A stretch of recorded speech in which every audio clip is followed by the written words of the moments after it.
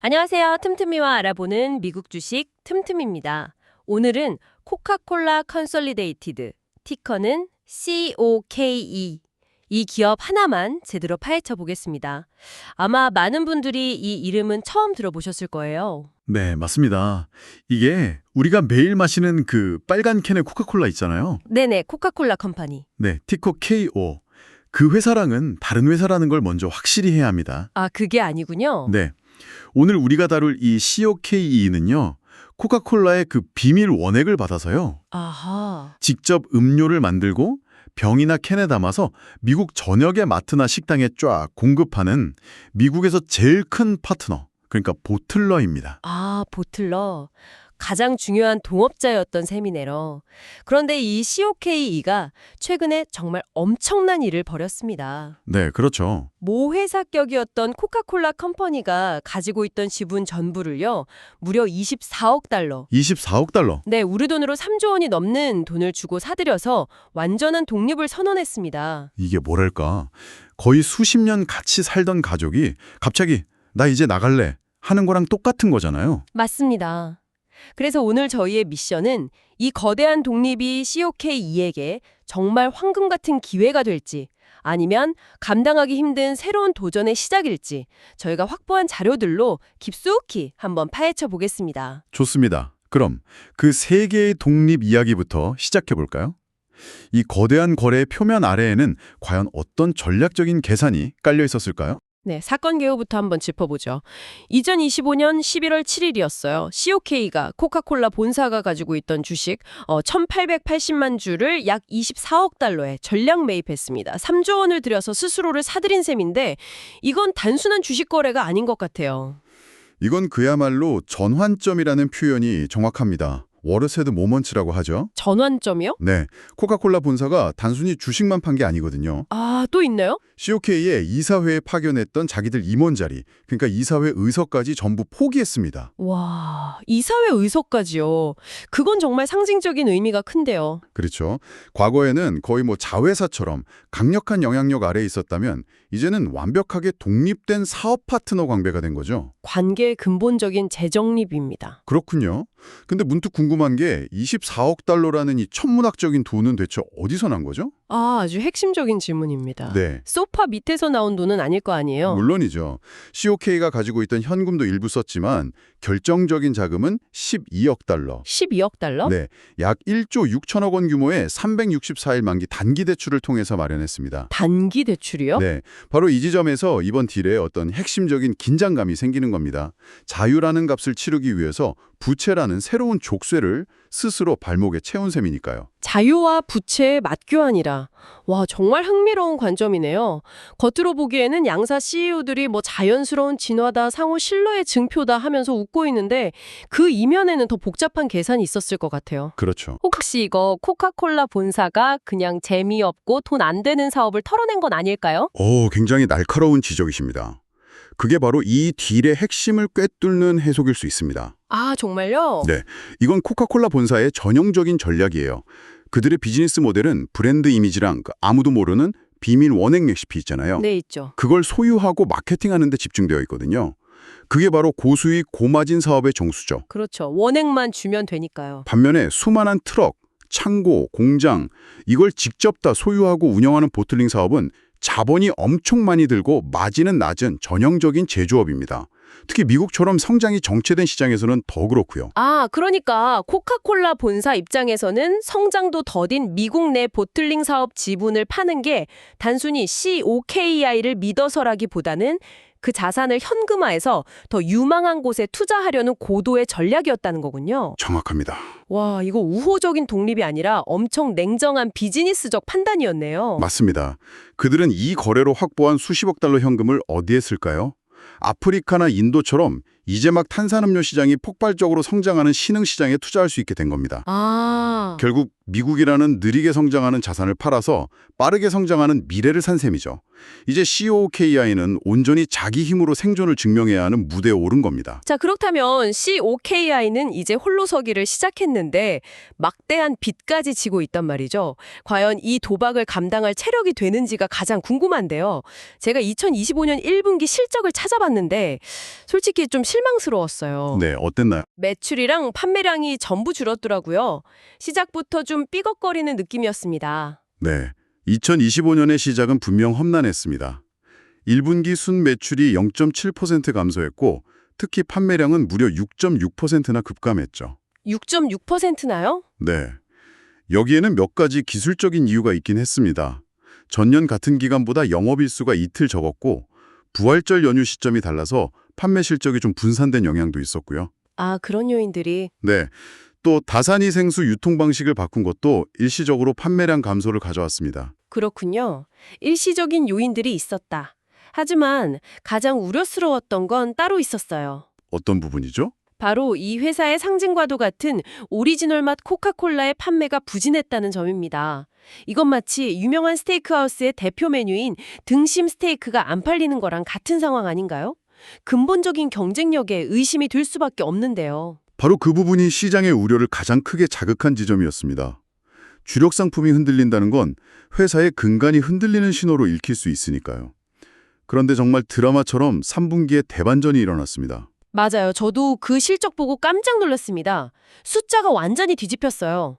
순 매출은 6.9% 증가로 돌아섰고 순 이익은 무려 23.1%나 급증했습니다. 어떻게 불과 몇 달 사이에 이런 극적인 변화가 가능했던 거죠? 바로 그 점이 COKI의 저력을 보여주는 대목입니다.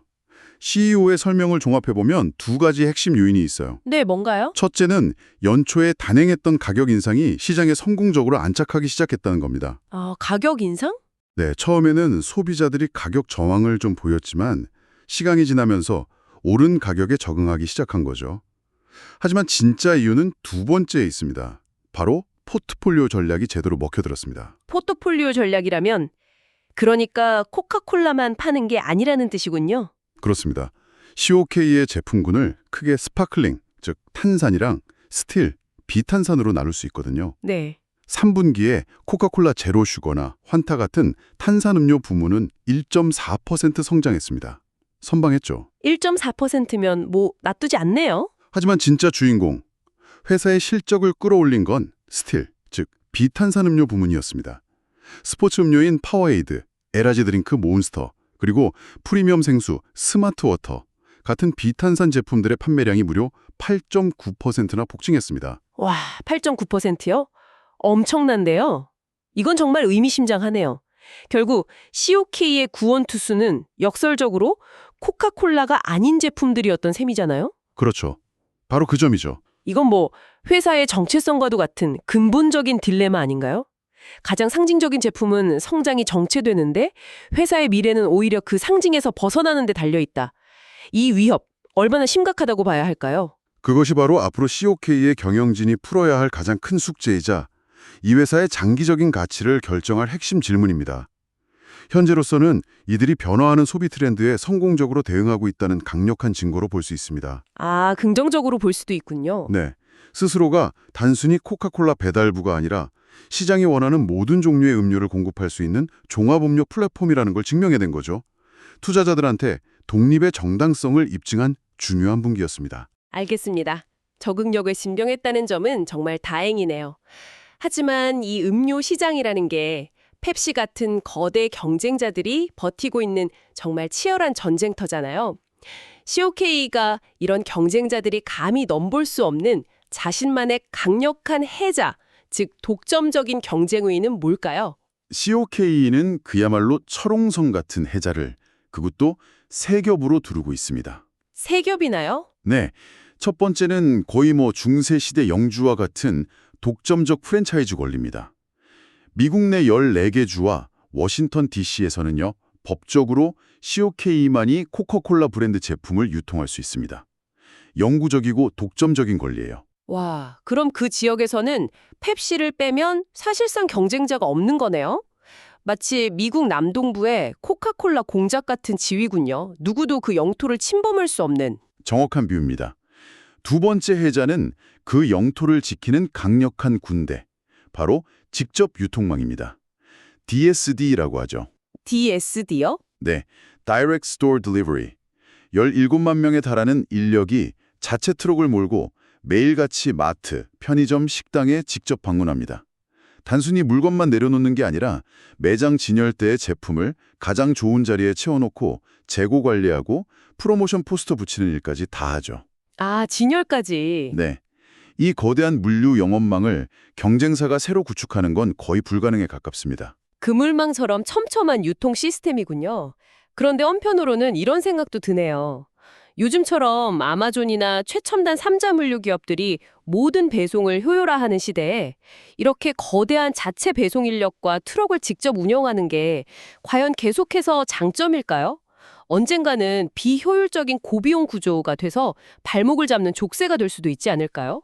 굉장히 중요한 지적이고 많은 분석가들이 예의주시하는 부분입니다. 현재까지는 음료처럼 회전율이 빠르고 매대 위치가 곧 매출로 직결되는 상품군에서는 DSD가 절대적인 경쟁 우위로 작용합니다. 아, 그렇군요. 제3자 물류업체는 이렇게까지 세심하게 자사 제품 진열을 챙겨주지 않으니까요. 하지만 말씀하신 대로 이건 막대한 고정비가 드는 시스템입니다.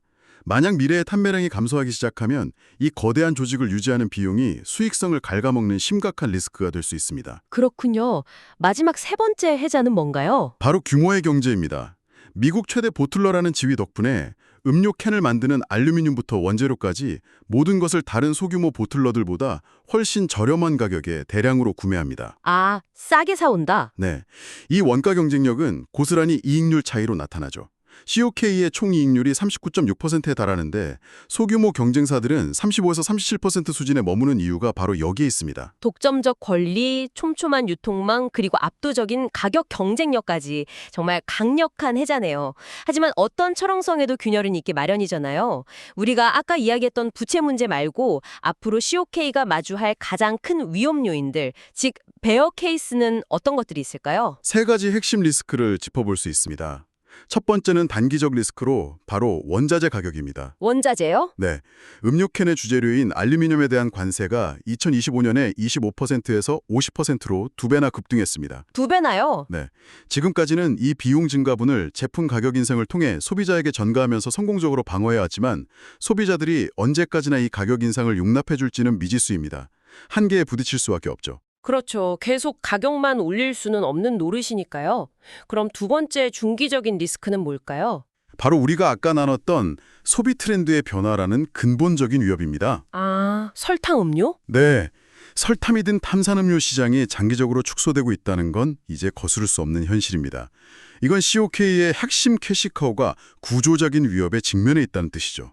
지금은 비탄산음료 성장으로 잘 메우고 있지만 이 전환의 속도가 시장의 쇠퇴 속도를 계속해서 앞지를 수 있느냐, 이게 관건입니다. 마지막 리스크는 역시 그 돈 문제겠군요. 맞습니다. 재무 리스크, 바로 부채라는 이름의 거대한 코끼리입니다. 독립자금으로 빌렸던 12억 달러 단기 대출의 만기가 바로 올해 2026년에 돌아옵니다. 벌써요? 네, 당연히 이걸 새로운 장기 대출로 전환하는 리파이낸싱, 즉 재융제를 해야 하는데요. 만약 지금처럼 금리가 높은 시기에 재융제를 하게 되면 앞으로 수년간 부담해야 할 이자 비용이 급격히 늘어날 수 있습니다. 아, 힘들게 쌓아 올린 이익을 이자가 전부 갉아먹는 최악의 시나리오도 배제할 수 없습니다. 독립의 대가가 생각보다 훨씬 비쌀 수 있다는 거죠. 오늘 정말 깊이 파헤쳐 봤네요. 한번 정리해 보겠습니다. 코카콜라 컨솔리데이티드 COK는 24억 달러라는 거대한 베팅을 통해서 완전한 독립을 쟁취했습니다.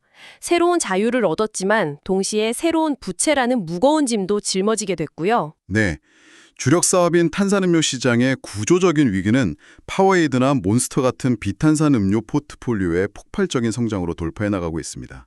하지만 동시에 알루미늄 관세 같은 외부 위협과 늘어난 이자 부담이라는 내부 과제에도 정면으로 맞서야 하는 상황입니다. 결국 이번 독립이 COK에게 더 빠르고 유연하게 변화에 대응할 수 있는 날개가 되어줄지 아니면 부채라는 족쇄가 되어 발목을 잡을지는 이제부터가 진짜 시작이라고 할 수 있겠네요. 그렇습니다.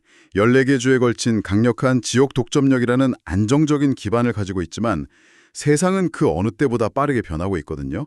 이들의 생존과 성장은 앞으로 얼마나 더 똑똑하게 그리고 신속하게 움직이느냐에 달려 있을 겁니다. 마지막으로 여러분이 한번 생각해 볼 만한 흥미로운 사실을 하나 던져드리면서 마무리할까 합니다. 오늘 저희가 내내 코카콜라 본사, 그러니까 KO가 가장 성숙한 시장인 미국의 최대 파트너 COK의 지분을 모두 매각한 이야기를 했잖아요. 네, 그랬죠. 그런데 바로 그 시점에 코카콜라 본사는 정반대의 움직임을 보이고 있습니다. 아프리카나 인도처럼 이제 막 성장이 시작되는 신흥시장의 보틀링 사업에는 오히려 막대한 자금을 투자하면서 지배력을 강화하고 있어요. 아, 미국에서는 파는데 다른 데서는 산다. 네, 이 거인의 시선이 어디를 향하고 있는지 명확하게 보여주는 대목이죠. 성장이 끝난 시장의 인프라 자산을 현금화해서 성장이 폭발할 시장의 미래를 사는 겁니다. 글로벌 자본과 성장의 동력이 어떻게 이동하는지 생각해 보시면 아주 흥미로운 관전 포인트가 될 것 같습니다. 자, 여러분은 COK의 미래를 어떻게 보시나요? 안정적인 지역의 강자로 계속 군림할까요? 아니면 변화의 파도에 휩쓸리게 될까요? 여러분의 생각을 댓글로 자유롭게 남겨주세요.